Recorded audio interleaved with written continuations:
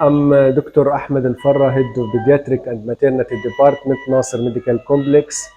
Today we are in the intensive care unit of Nasser Medical Complex. As you can see, the medical staff is fighting against a lot of problems. One of the problems is lack of medication and lack of medical supplies. For example, we have this lovely girl. She's 10 years old. She's complaining of acute flaccid paralysis. She needs intravenous immunoglobulin as soon as possible to be survive. She also needs MRI to be correctly diagnosed. Also, that lovely boy is 3 years old. He needs IVIG, intravenous immunoglobulin, as soon as possible to be survives. This is one of the examples of problems that we are fighting against. Also, we are fighting against epidemic of gastroenteritis nowadays due to lack of vaccination. You know, the Israeli forces is not allowing for rotavirus vaccine to get inside Gaza nowadays. So we have epidemic of gastroenteritis. Also, we have epidemic of gastroenteritis due to lack of sanitation and destruction of sanitation in Gaza.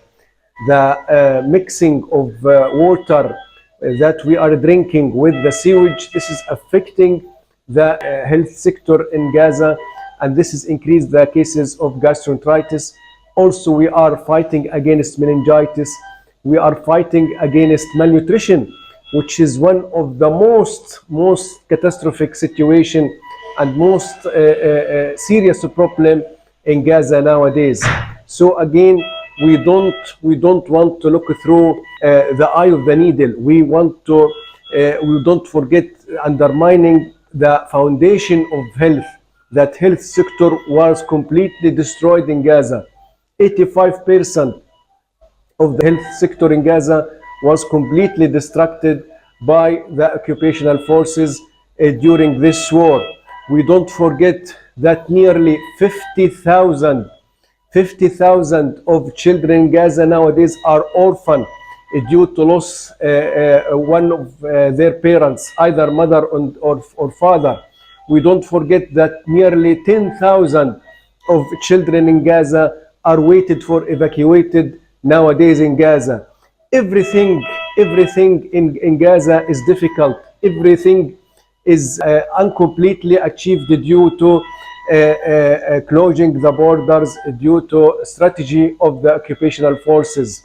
Again, we are fighting. We are just try to survive on daily basis every 24 hours. This is unbelievable situation. Even we are as a medical staff are exhausted and tired and nearly consumed our energy because 22 months or 3 months we didn't stop working and we didn't get a rest. For example, our message for the world that these children and these babies, they are not ink on paper. They are human beings created by God, by our God. They have the right to live. They have the right to feed. They have the right to receive health services. They have the right to educate. They have the right to travel. So this is one of the standard for their rights to live and to live in peace. What is the guilty that this girl or that boy has done to be punished by not allowing their medication to be given and to survive? This is our message for the world, that the Palestinian people, they have the right to live in dignity and to be dealt from the community with humanity and morality. Thank you.